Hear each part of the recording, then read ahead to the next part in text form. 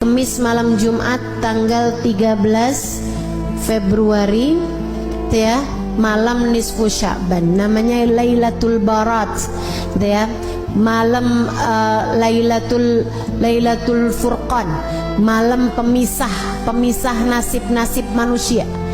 Kata Allah Subhanahu wa taala dalam Al-Qur'an, a'udzubillahi minasyaitonirrajim.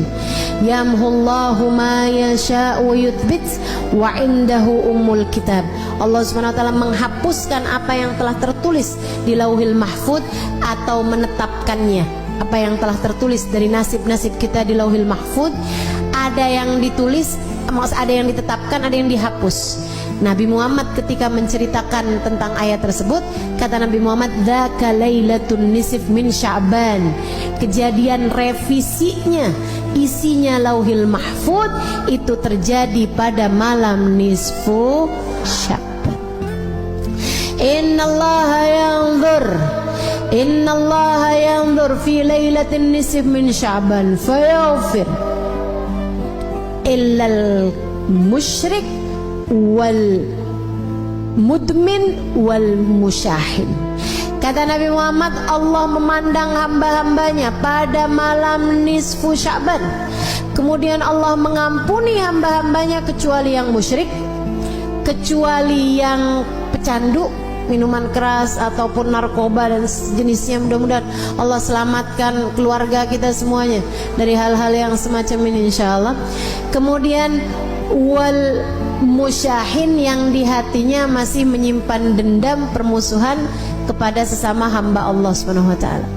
Itu sisanya Allah ampuni. Itu malam penting, malam nisfu Sya'ban, malam perubahan nasib. Ibu, malam revisi nasib. Nah ini nih, pada setiap tahun itu Allah punya malam revisi. Jadi Allah Subhanahu wa taala ada yang netepin, ada hapusin apa yang telah tertulis di Lauhil Mahfuz dari nasib-nasib kita sekalian, dari rezeki kita, dari keadaan kita hidup di dunia nih. Kemudian lagi termasuk darinya adalah masalah kematian kita, husnul khatimah ataukah su'ul khatimah.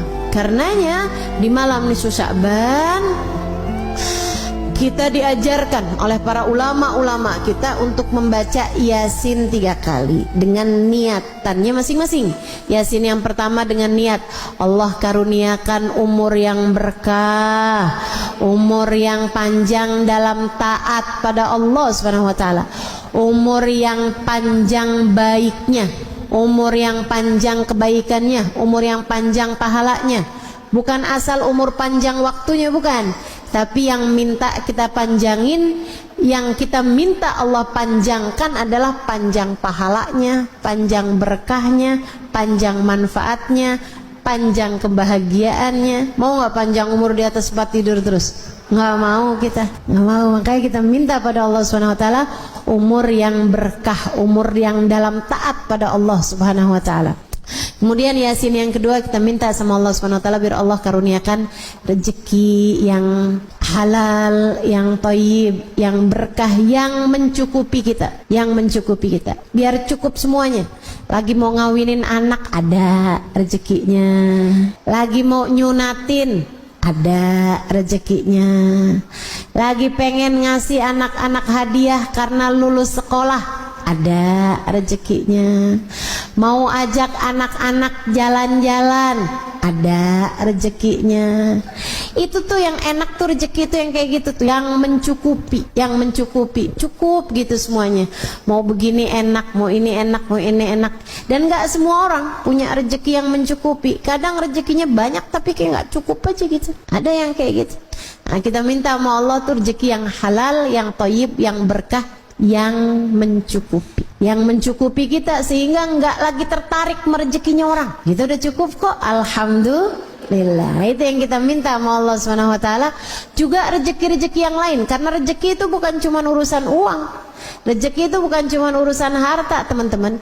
Kesolehan anak-anakmu itu adalah rezeki yang jauh lebih tinggi nilainya daripada sekedar rezeki harta. Betul nggak? Ibu-ibu sekalian saya muliakan, rezeki kesehatan menurutmu Enakan banyak duit tapi sakit, apa enakan sehat walaupun duitnya pas-pasan? Habis-habis sehat banyak duit ustazah, kan nggak jadi pilihan.